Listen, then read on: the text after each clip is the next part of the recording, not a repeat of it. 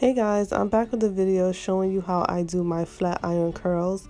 My hair has been flat ironed for a few days and it's not bone straight. I just wanted to flat iron it so I can do a trim, and I'm just going to show you how my hair is looking and how I am maintaining its length. I do trims regularly, probably a couple 3 months at a time, or every time I flat iron my hair I at least dust. So beginning with these flat iron curls, they're very simple and it doesn't take a lot of time at all. I'm going to be using the main choice, the heat silencer, as my heat protectant. You also need a wide tooth comb, of course a paddle brush, and the flat iron that I'm going to be using is from I can't remember the name of it, but I will leave it in the description box. It is an argan oil flat iron, and I did set it at 400 degrees. One thing to remember is to always clean off your flat iron. You will be surprised at how dirty a flat iron is after you use it.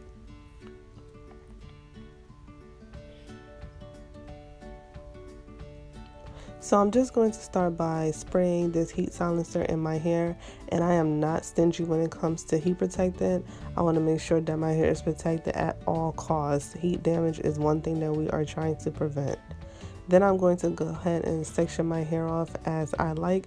I usually do a side part because I do have a little bit of layers in my hair. It's not a lot, but I just kind of did it, but it grew right back. So I always section that part off because it's the shortest part of my hair, just so that my hair can be, have some more definition and body to it. But you can part your hair as you please. It doesn't really matter. All that matters is how thick the part is itself.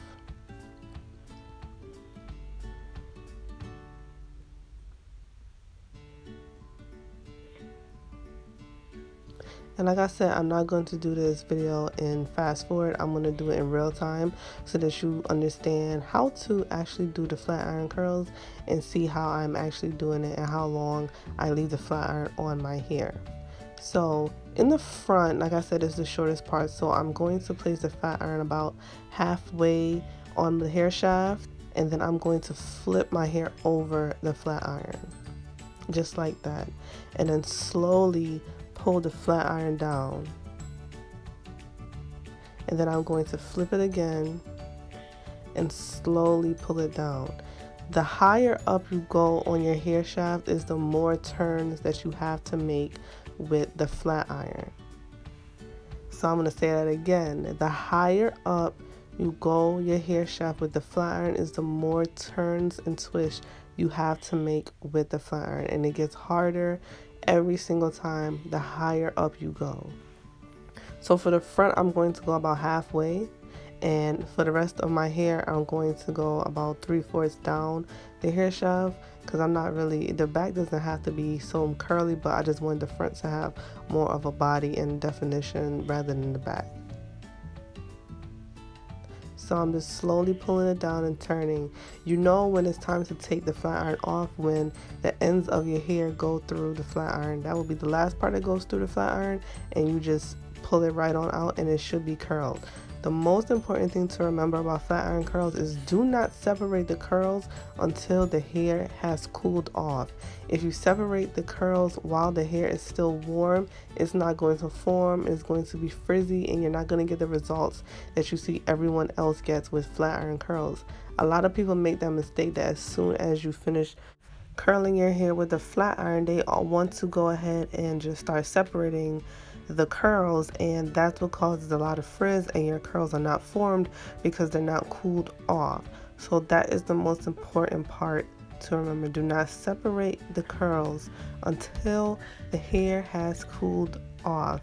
As you can see, I'm not even going to bother the curls. I'm just going to let them sit, let them cool off, and then in the very end I'm going to go ahead and separate them and get the nice bouncy curl that you see all these celebrities with, and all these little girls with the, with the weaves looking poppin'. I'm about to show you how they do that right about now. So I got y'all back, don't worry about that.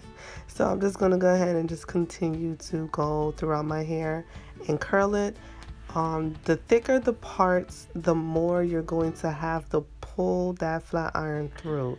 I don't know if it really matters if you have a bigger flat iron rather than a smaller flat iron, but I've just been using this skinny flat iron and I've been getting the best results. But I do notice that the thicker the parts of your hair, you really have to make sure that you pull that flat iron through.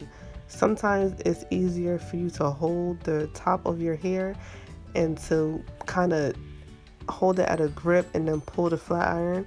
I'm going to show you that in a few seconds. Like you see, I'm holding the top of my hair, and as I'm pulling the flat iron down, I'm kind of pulling my hair at the same time.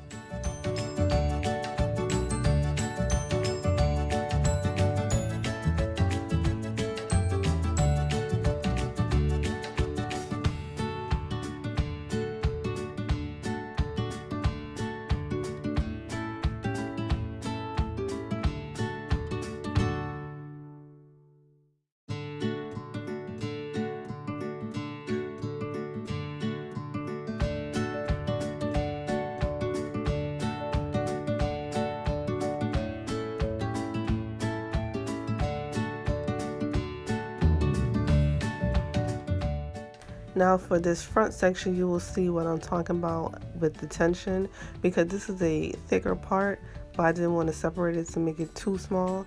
So you're going to see what I'm talking about when I mean I have to hold it at the top and kind of pull it as I'm pulling the flat iron down, because it is a thick part. You're going to see that it's kind of tough to pull. So what I'm going to do is grab it right at the top of the flat iron and just pull it as I'm pulling the flat iron down, so it'll still form a nice curl. I won't have heat damage and I won't leave the flat iron on my hair too long.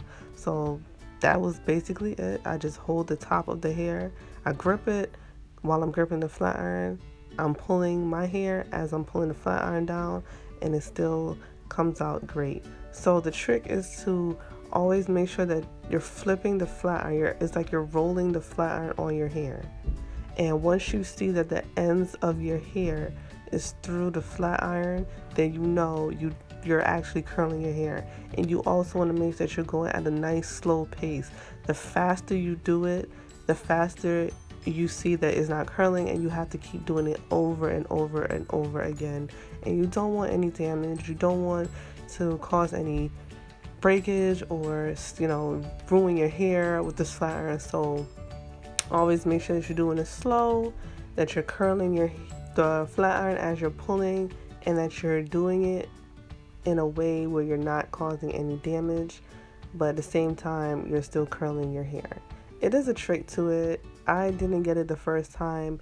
You probably will get it faster than me. I had to watch a lot of videos and try to figure out why my hair isn't curling and why is it not doing what it's supposed to be doing. And it was because I was flat ironing too fast and I wasn't allowing the flat iron to actually curl. And on top of that, I was scared of so much damage that I just wasn't letting the flat iron do what it do. So I had to learn it, and I think I got it pretty good. So I hope you guys kind of learn it from me. I'm not the best teacher in the world, but this is just how I kind of figured it out on how to do it the best way that I know how without causing any damage.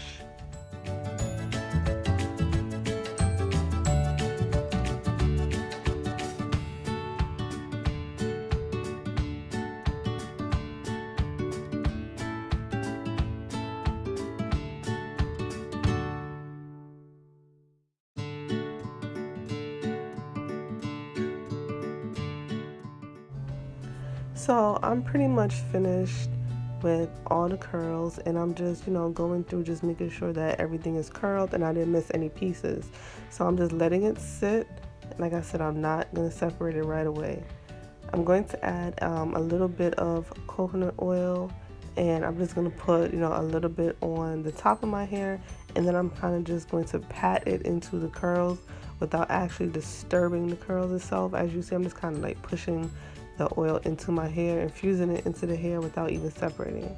Now with my fingers, I'm going to slowly just run my fingers through my hair. I'm going to rake it through my hair, I should say, and then I'm going to take the paddle brush and brush the hair.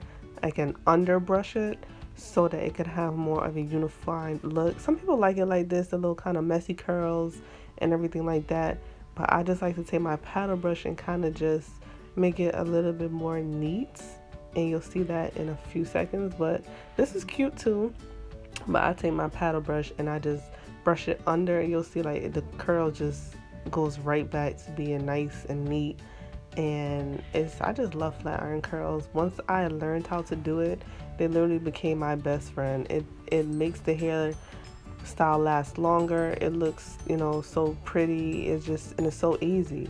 And at night I really just take this same paddle brush and I wrap my hair, and when I take it down in the morning, I still have curls in my hair. And honestly, I think it looks better the older the curls get, because it just looks more natural instead of looking like you just did it that day.